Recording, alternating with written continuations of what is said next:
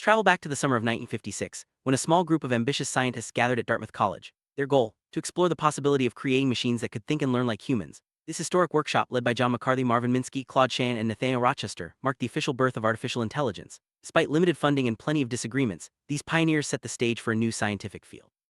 They believed that with the right approach, machines could eventually simulate every aspect of human intelligence.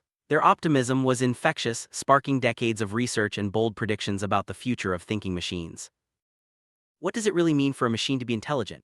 Even the founders of AI struggle to define intelligence. Is it the ability to reason, to learn, to understand language, or something more? Marvin Minsky called intelligence a suitcase word packed with many meanings. In practice, AI researchers have focused on two main goals: understanding natural intelligence by modeling it in computers, and building programs that can perform tasks as well as or better than human. This flexible, sometimes vague definition has actually helped the field grow, allowing researchers to explore a wide range of approaches and applications.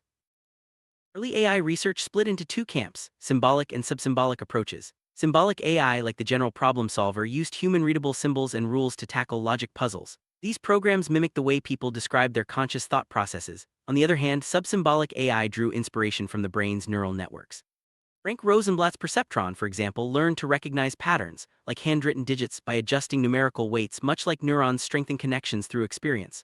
While symbolic AI dominated for decades, sub-symbolic methods quietly evolved, eventually leading to the deep learning revolution that powers today's most impressive AI systems. Despite early optimism, progress in AI was slower than expected. Funding dried up as breakthroughs failed to materialize, leading to periods known as AI winters. Researchers learned that tasks easy for humans, like understanding language or recognizing objects, were surprisingly hard for machines. Yet these setbacks taught the field valuable lessons about the complexity of intelligence. Today, thanks to advances in machine learning and neural networks, AI is making remarkable strides, but the journey began with those first bold steps at Dartmouth and the ongoing debate between symbolic and sub-symbolic approaches.